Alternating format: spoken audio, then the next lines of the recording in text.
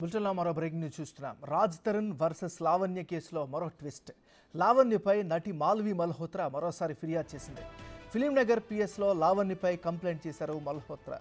తన సోదరుడిని లావణ్య బెదిరిస్తుందని ఆరోపిస్తోంది. తనపై తప్పుడు ప్రచారం చేస్తున్నారని మల్హోత్రా చెబుతున్నారు.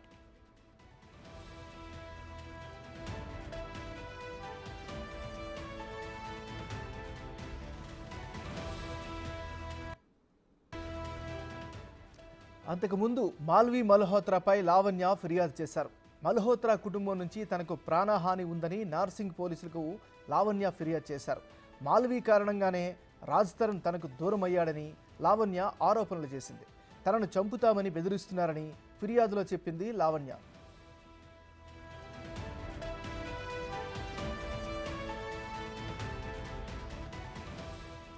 ఈ సమయంలో లావణ్యపై హీరోయిన్ మాల్వి మల్హోత్రా సైబరాబాద్ సిపికి ఫిర్యాదు చేసింది. తాను లావణ్యకు బెదిరించలేదని మాల్వి చెప్పింది. రాజ్ తరుణ్తో తనకు ఎలాంటి సంబంధమూ లేదని మాల్వి చెప్పింది. రాజ్ తరుణ్ కేవలం తన సహనటుడు మాత్రమేనని తేల్చి చెప్పింది. కాగా లావణ్యపై మల్హోత్రా ఫిలింనగర్ పిఎస్లో మరోసారి ఫిర్యాదు చేయడం చర్చనీయాంశంగా మారింది.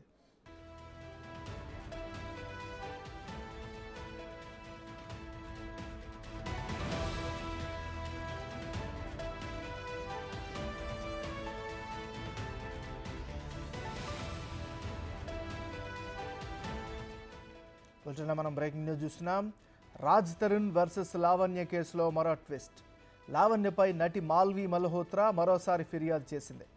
ఫిలింనగర్ పిఎస్లో లావణ్యపై కంప్లైంట్ చేశారు మల్హోత్రా. తన సోదరుడిని లావణ్య బెదిరిస్తుందని ఆరోపిస్తోంది. తనపై తప్పుడు ప్రచారం చేస్తున్నారని మల్హోత్రా చెబుతున్నారు.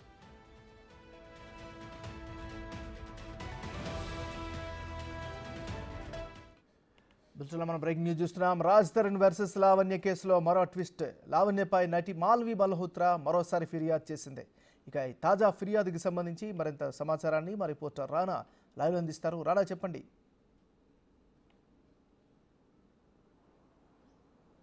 రోజుకో ట్విస్ట్, ఒకరిపై ఒకరు ఆరోపణలు, ఫిర్యాదులు రోజు కూడా ఇదే జరుగుతుంది. రాజ్ తరుణ్ పైన ఎప్పుడైతే లావణ్య అనేకమైనటువంటి ఆరోపణలు చేసిందో దానికి సంబంధించినటువంటి ఆధారాలు తన వద్ద ఉన్నాయనేసి కూడా ఎప్పుడైతే ఆమె మీడియా ప్రముఖంగా కూడా చెప్పిందో నార్సింగ్ పోలీస్ స్టేషన్లో కంప్లైంట్ ఇచ్చింది. అప్పటి నుంచి కూడా ఇది పెద్ద ఎత్తున కూడా వైరల్ అయినటువంటి పరిస్థితి కనపడుతుంది. దానిపైన రాజ్ తరుణ్ స్పందించాడు. రాజ్ తరుణ్ మాల్వి మల్హోత్రాకి నాకు ఎటువంటి సంబంధం లేదని కూడా తను సర్టిఫికేట్ ఇచ్చాడు. అలా కావాలనే లావణ్య నా పైన ఆరోపణలు చేస్తుందంటూ కూడా అతను చెప్పినటువంటి నేపథ్యంలో తర్వాత మరుసటి రోజు అనూహ్యంగా ఎక్కడో ముంబైలో ఉన్నటువంటి ఢిల్లీలో ఉన్నటువంటి మాల్వి మల్హోత్రా సడన్గా హైదరాబాద్లో ప్రత్యక్షమైంది. ప్రత్యక్షమైన తర్వాత తన సినిమా ప్రొడ్యూసర్స్తో సైబరాబాద్లోని ఉమెన్ సేఫ్టీ వింగ్కి వచ్చి ఆమె ఫిర్యాదు చేసింది లావణ్య పైన. తనకు ఎవరైతే రాజ్ తరుణ్కి ఎటువంటి సంబంధం లేకపోయినా, ఎఫ్ఐఆర్ లేకపోయినా ఎఫ్ఐఆర్ ఉందంటూ, పైగా నా కుటుంబ సభ్యుల్ని బెదిరిస్తుందంటూ కూడా అక్కడ ఆ కంప్లైంట్ ఇచ్చినటువంటి పరిస్థితి కనపడుతుంది. తర్వాత లావణ్య మీడియా ముందుకు వచ్చింది. లావణ్య మీడియా ముందుకు వచ్చిన తర్వాత దాదాపు మాల్వి మల్హోత్రా పైన మరొక హీరోయిన్ పైన ఆమె ఆరోపణలు చేసింది.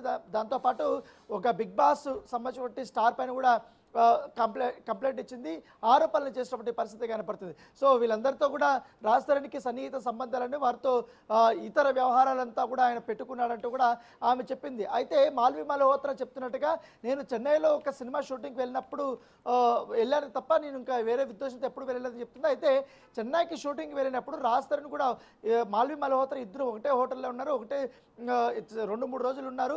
దానికి సంబంధించిన చెక్ ఇన్ కానీ చెక్అవుట్ కానీ వాళ్ళు ఎప్పుడు వెళ్ళారు, ఎప్పుడు వచ్చారన్న దానిపై కూడా పూర్తి ఆధారాలు నా దగ్గర ఉన్నాయనేసి కూడా లావణ్య బయట పెట్టిన వాటి పరిస్థితి కనపడుతుంది. మరోవైపు నార్సింగ్ పోలీసులకి మొదటిగా లావణ్య ఫిర్యాదు చేసినప్పుడు ఆమె కేవలం కంప్లైంట్ మాత్రమే ఇచ్చేసి వెళ్ళిపోయింది. దాంట్లో సరైన బట్టి ఆధారాలు నా వద్ద ఉన్నాయంటూ కూడా చెప్పలేదు. ఆధారాలు సబ్మిట్ చేయమనేసి కూడా నోటీసులు నార్సింగ్ పోలీసులు లావణ్యకి ఇచ్చారు. తర్వాత 2 రోజుల పాటు ఆమె స్పందించలేదు. నిన్న అనూహ్యంగా నార్సింగ్ పోలీసుల్ని లావణ్య ఆమె వెళ్ళింది. వాళ్ళని కలిసిన తర్వాత లాయర్ సమక్షంలో మరొకసారి కొత్త కంప్లైంట్ రాజ్ తరుణ్ పైన, మాల్వి మల్హోత్రా పైన ఆమె ఇచ్చినట్టుగా తెలిసింది. దానిపైన ఇప్పుడు దర్యాప్తు చేస్తున్నటువంటి పరిస్థితి కనపడుతుంది.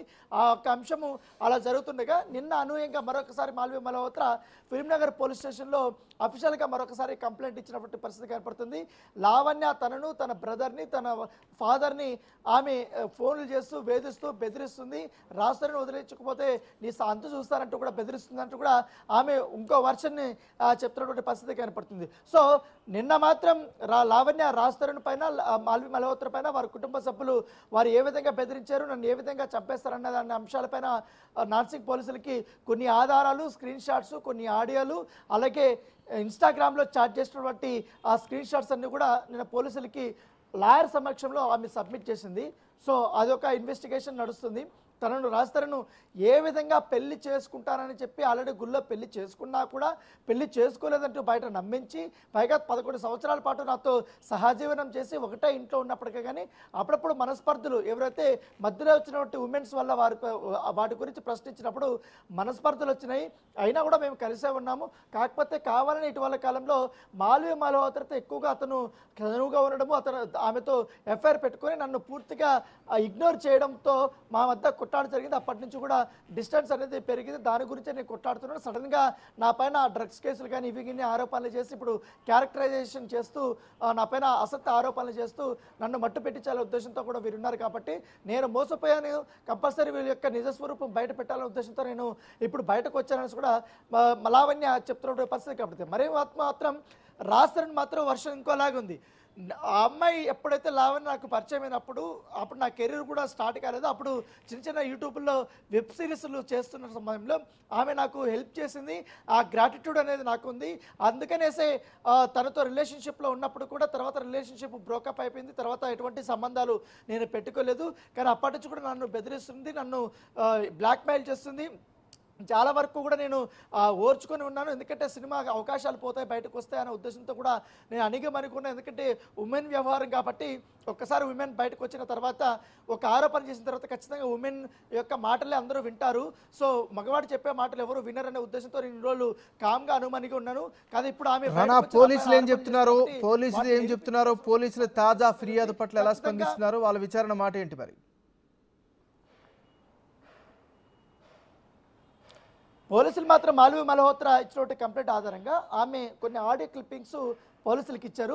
దాన్ని బేస్ చేసుకొని ఇప్పటికే లావణ్య పైన కేసులు నమోదు చేశారు. దాని ఇన్వెస్టిగేషన్ ప్రాసెస్ అయితే జరుగుతుంది.